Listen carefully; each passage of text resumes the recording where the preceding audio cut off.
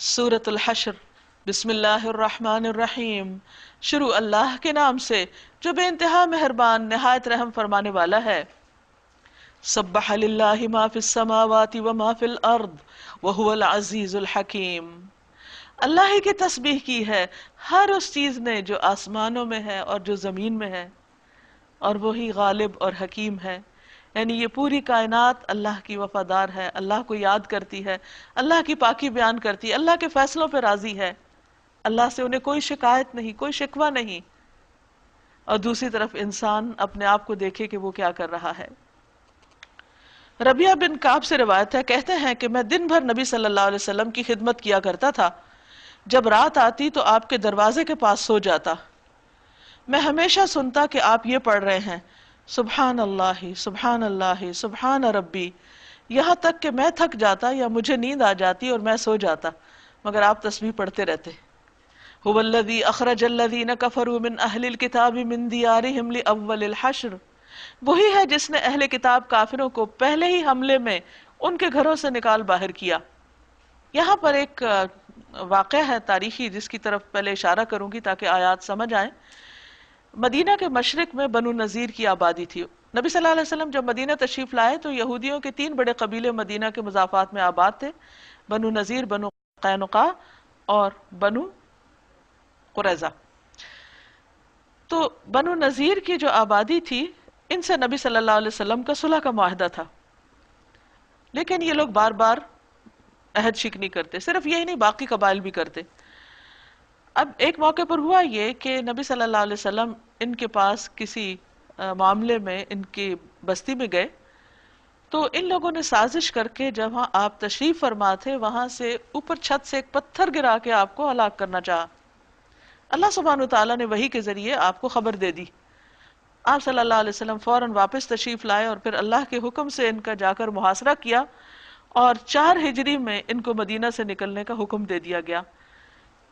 پھر اس کے بعد حضرت عمر کے دور میں انہیں خیبر سے بھی نکال دیا گیا۔ تو اول الحشر یہ پہلا موقع ہے جب یہ مدینہ سے نکلے، اور اس کے بعد اگلا موقع جب حضرت عمر کے دور میں خیبر سے بھی نکال دیے گئے اور شام کی طرف یہ لوگ جا کر بسے۔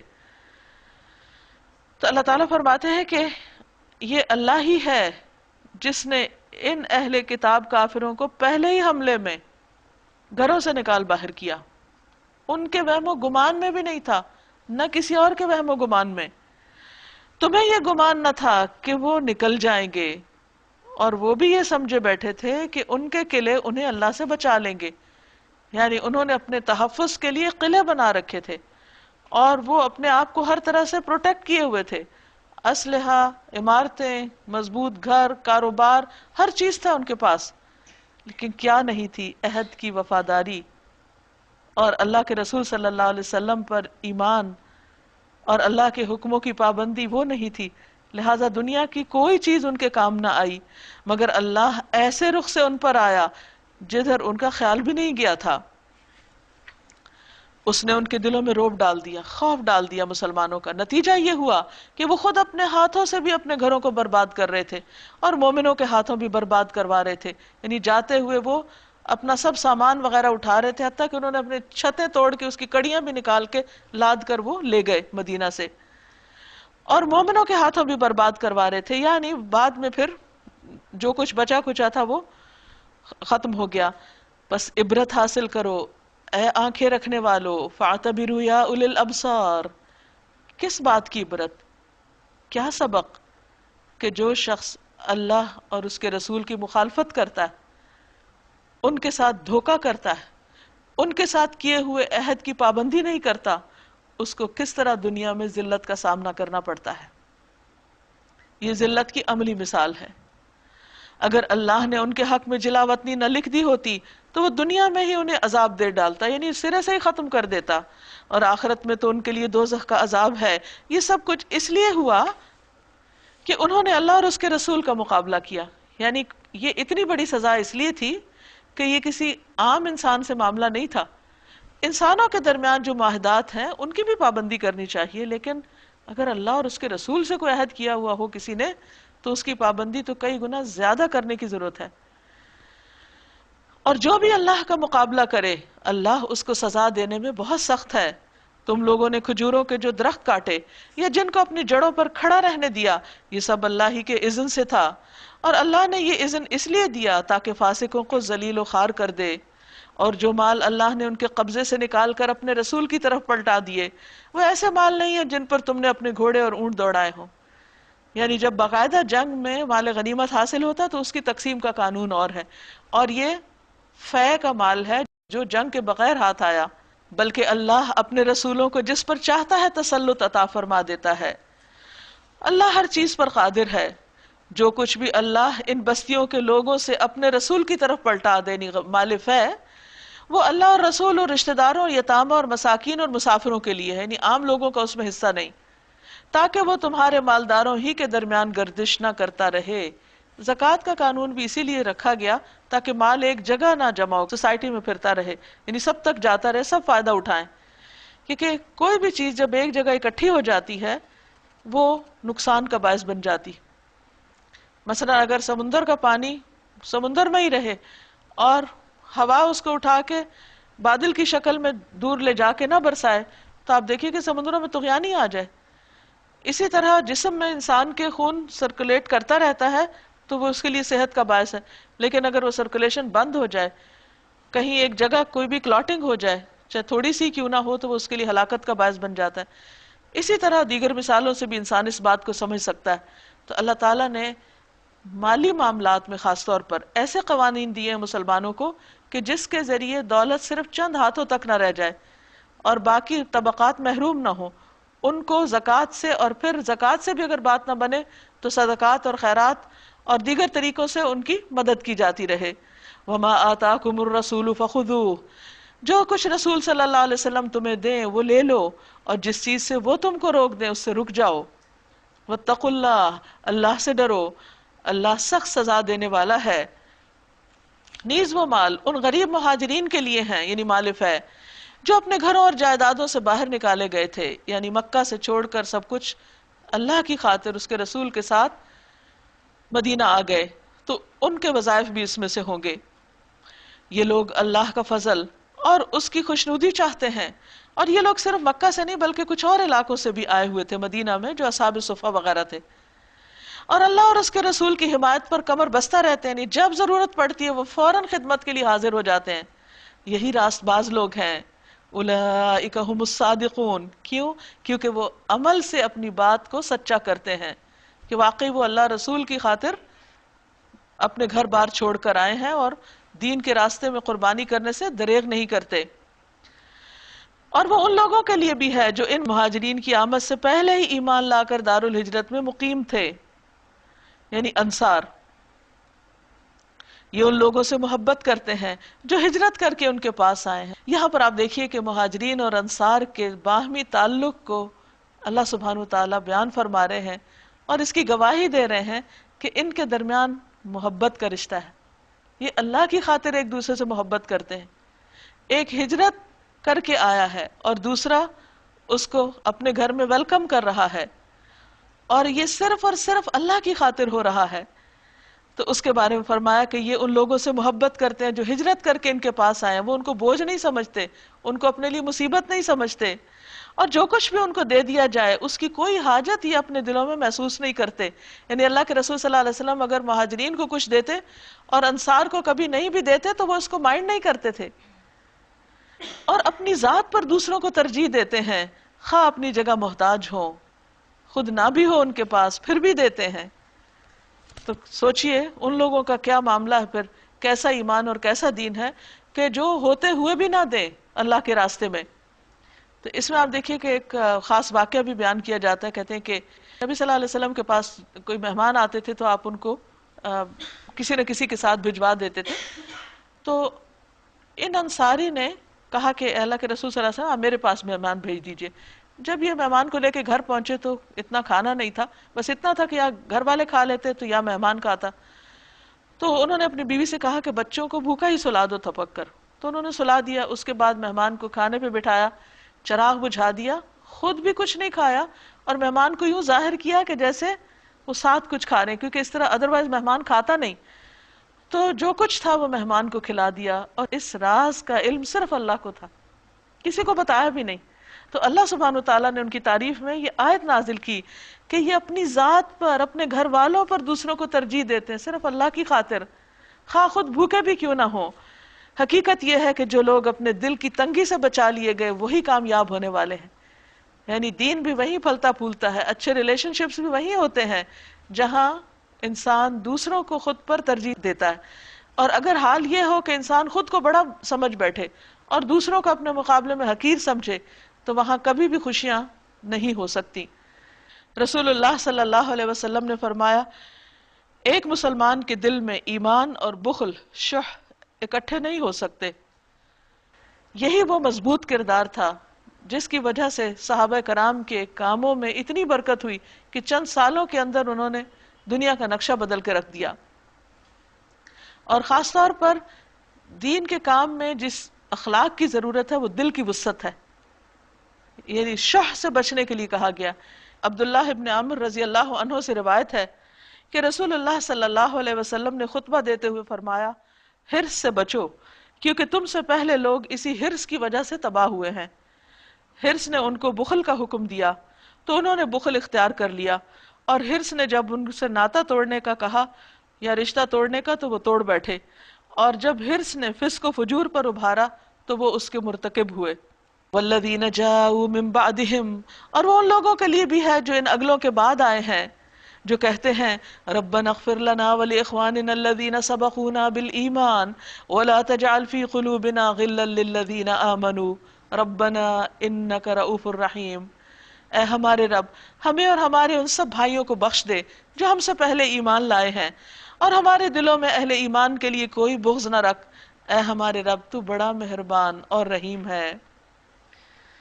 یعنی صرف عمل سے نہیں بلکہ اپنی خیر خواہی کا اظہار دعاؤں سے بھی کرتے ہیں۔ الم تر الی الذین نافقوا، کیا تم نے ان لوگوں کو نہیں دیکھا جنہوں نے منافقت کی روش اختیار کی؟ یعنی ایک طرف اتنے سنسیئر لوگ ہیں، سچے اہل ایمان، اور دوسری طرف منافقین۔ یہ اپنے کافر اہل کتاب بھائیوں سے کہتے ہیں، یعنی ان سے زیادہ دوستی ہے کہ اگر تمہیں نکالا گیا تو ہم تمہارے ساتھ نکلیں گے۔ نبی صلی اللہ علیہ وسلم نے جب بنو نذیر کو جلا وطن کرنے کا فیصلہ کر لیا تو منافقین ان کی حمایت میں اٹھ کھڑے ہوئے کہ یہ یہاں سے نہیں نکلیں گے، اگر ان کو نکالا گیا تو ہم بھی ساتھ جائیں گے۔ لیکن بعد میں کیا ہوا؟ کوئی ساتھ نہیں نکلا۔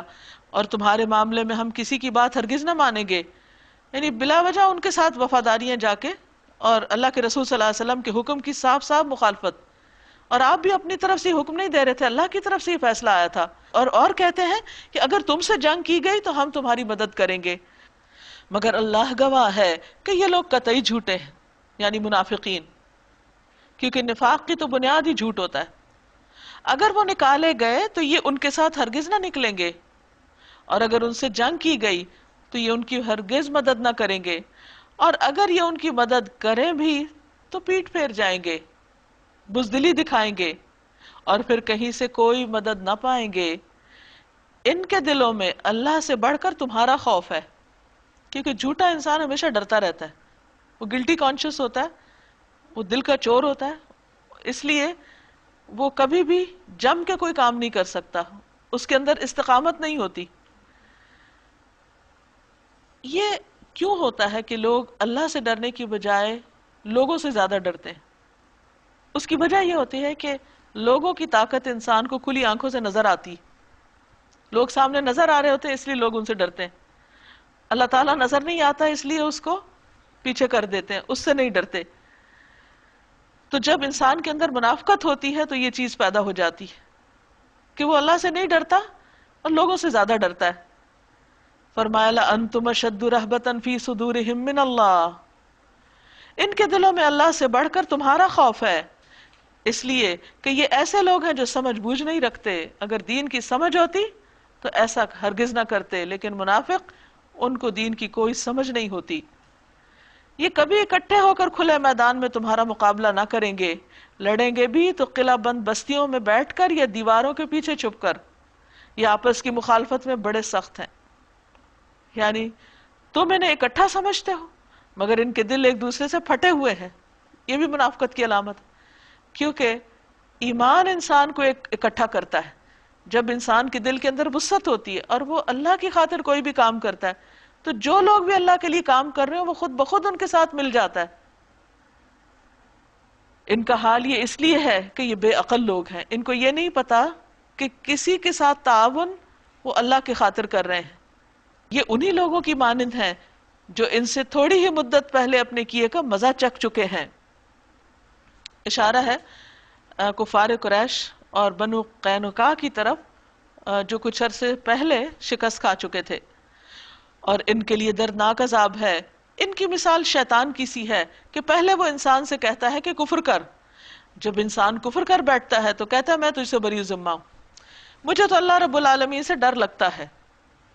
پھر دونوں کا انجام یہ ہونا ہے کہ ہمیشہ کے لیے جہنم میں جائیں، اور ظالموں کی یہی جزا ہے. یا ایھا الذین آمنوا اتقوا اللہ، اے لوگو جو ایمان لائے ہو اللہ سے ڈرو. لوگوں سے نہ ڈرو، اللہ سے ڈرو. وَلْتَنظُرْ نَفْسٌ مَا قَدَّمَتْ لِغَدٍ، اور ہر شخص کو یہ دیکھنا چاہیے کہ وہ اپنی کل کے لیے کیا تیار کر رہا ہے. ہم سب سے زیادہ کنسرن آج کے لیے ہوتے ہیں کہ اس دنیا میں کیا بنے گا، کس چیز میں فائدہ اور کس چیز میں نقصان ہے. یہی ہمارا معیار رہ جاتا ہے، اسی بنا پر ہمارے فیصلے مختلف ہوتے ہیں، وہ نہیں ہوتے جو ہونے چاہیے.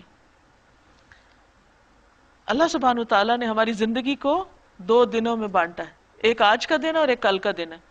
آج کا دن جو دنیا کی زندگی اور کل کا دن جو آخرت کی زندگی. چونکہ آخرت کی زندگی ہمیشہ ہمیشہ ہمیشہ کے لیے، تو عقل مند وہ ہوتا ہے جو عارضی زندگی کا نقصان کر کے ہمیشہ کی زندگی کو بچا کے رکھتا ہے، اس کا فائدہ سوچتا ہے. اور بے وقوف ہوتا ہے وہ شخص جو آخرت کو قربان کر کے دنیا کا فائدہ کرتا ہے اور ہر فائدہ دنیا میں ہی حاصل کرنا چاہتا ہے. تو اللہ تعالیٰ فرماتے ہیں لوگوں اللہ سے ڈرو، یہ دیکھو کل کے لیے کیا تیار کر رہے ہو، اپنی آخرت کے لیے کیا اکٹھا کر رہے ہو. واتقوا اللہ، اور اللہ سے ڈرو. یہ اللہ کا ڈر ہوتا ہے تو انسان کو یہ سمجھ آتی ہے بات، ورنہ جب تک انسان لوگوں سے ڈرتا ہے وہ پھر دنیا ہی کے فائدے سوچتا رہتا ہے، آخرت کے لیے کچھ نہیں کر سکتا.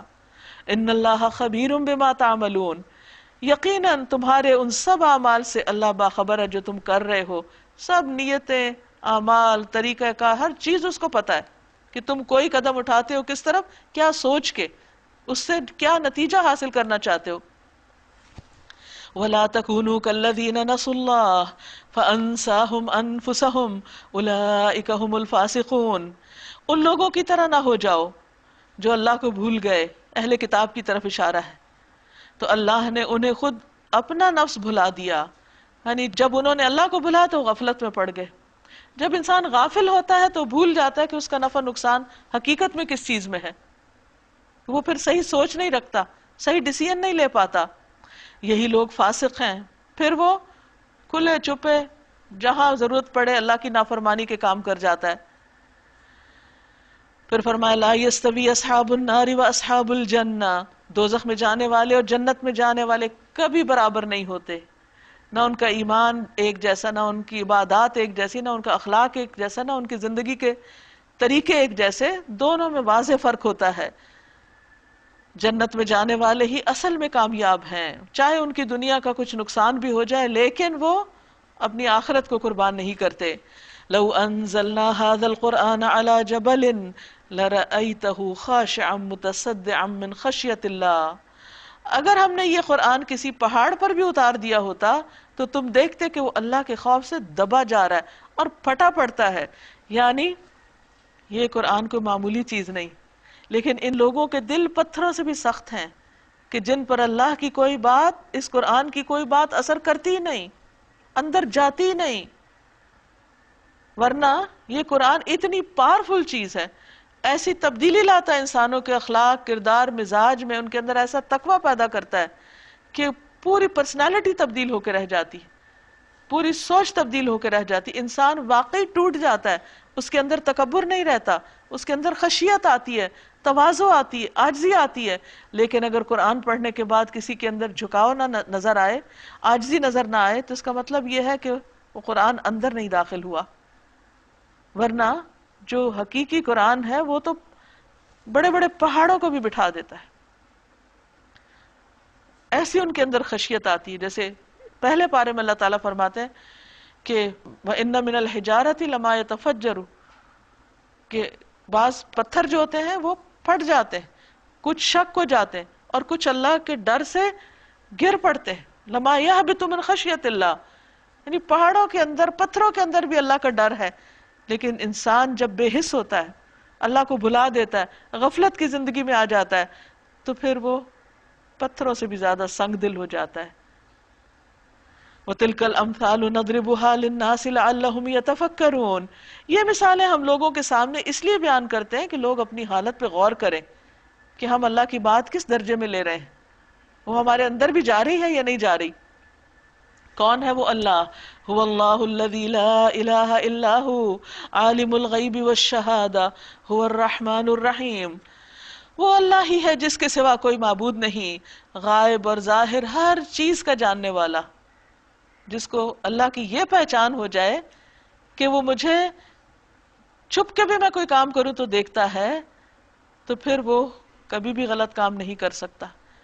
تو انہوں نے اللہ کی قدر ہی نہیں پہچانی، اللہ کو پہچانا ہی نہیں کہ وہ کون ہے. لیکن بات یہ ہے کہ هو الرحمن الرحیم، وہ بڑا مہربان، بار بار رحم کرنے والا ہے. اس لیے انسان کو مایوس نہیں ہونا چاہیے، اسے پلٹ آنا چاہیے، اسے توبہ کر لینی چاہیے. اور اللہ سبحانہ و تعالیٰ دن میں 5 دفعہ پلٹنے کا موقع دیتا ہے ہم کو نماز کی شکل میں. سال میں 1 مہینہ دیتا ہے رمضان کا پلٹنے کے لیے کہ اب بھی آ جاؤ، توبہ کر لو. اور توبہ کا دروازہ اپنی رحمت سے کھلا رکھتا ہے جب تک کہ موت کا وقت نہ آ جائے. اس سے بڑھ کر کیا رحمت ہوگی کہ کبھی بھی معافی مانگو، معاف کر دوں گا. پھر بھی اگر انسان نہ پلٹے تو پھر انسان سے بڑھ کر بدقسمت کوئی نہیں. هو اللہ الذی لا الہ الا ہو، وہ اللہ ہی ہے جس کے سوا کوئی معبود نہیں. الملک، بادشاہ، القدوس، بہت مقدس، السلام، سراسر سلامتی دینے والا، المؤمن، امن دینے والا، المہیمن، نگہبان، العزیز، سب پر غالب، الجبار، اپنا حکم بزور نافذ کرنے والا، المتکبر، بڑا ہی ہو کر رہنے والا. سبحان اللہ عما یشرکون، پاک ہے اللہ اس شرک سے جو لوگ کر رہے ہیں. یہ دراصل اللہ سبحانہ تعالیٰ کا تعارف ہے. تو جو اللہ کے اس تعارف سے اللہ کو پہچان جائے، اس کی ان صفات پر غور و فکر کرے، وہ انشاءاللہ سیدھے رستے پر آ جائے گا. هو اللہ الخالق البارئ المصور لہ الاسماء الحسنى، وہ اللہ ہی ہے جو تخلیق کا منصوبہ بنانے والا، اس کو نافذ کرنے والا، اس کے مطابق صورت گری کرنے والا ہے. اسی کے لیے ہیں اچھے اچھے نام. یسبح لہ ما فی السماوات والارض، آسمان و زمین کی ہر چیز اس کے لیے تسبیح کر رہی ہے، اس کی پاکی بیان کر رہی ہے. وہو العزیز الحکیم، اور وہ زبردست ہے، حکمت والا ہے. سورت کا آغاز بھی اللہ کی تسبیح سے اور اختتام بھی اللہ کی تسبیح سے. ہمارے لیے بھی لازم ہے کہ ہم بھی اللہ کی پاکی بیان کیا کریں، جیسے نبی صلی اللہ علیہ وسلم سوتے وقت بھی دیر تک اللہ کی تسبیح بیان کرتے تھے.